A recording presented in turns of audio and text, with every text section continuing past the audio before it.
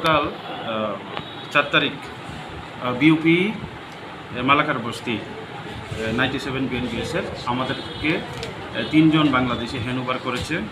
তো অ্যাকর্ডিংলি আমরা পাসপোর্ট এক সেকশনে এফআইআর রেজিস্টার করেছি এবং তদন্তকারী অফিসার আমি নিজে তারা ক্রস করেছি কমলপুর ইন্দো বাংলা বর্ডার দিয়া এবং এখানে ধর্মনগর স্টেশনে বিএসএফের হাতে ওরা আটক হয়েছে আর কি।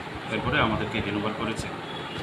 আজকে ওদেরকে কোর্টে ফরওয়ার্ড করুন। স্যার 3 জনের নাম কি জানা যাবে? 3 জনের নাম হইল শ্যামলাল দাস, সুকুমার দাস, সবুজ দাস। ওদের বক্তব্য হলো শিলচরে গিয়ে ওরা দুর্গাপূজা দেখবে। পুজো হয় না আর কি। কোন কোন গ্রাম? 4টা গ্রাম কোন কোন গ্রামের নাম কি? গোপীনাথপুর, বড়ইসারা, বুড়াধারা। আচ্ছা, কি কারণে তোমরা বাড়াতে আইছো? বাড়াতে কি আবার কারণ কি দা? যে পূজা দেখার উদ্দেশ্য। বাংলাদেশ কি পুজো হয় না?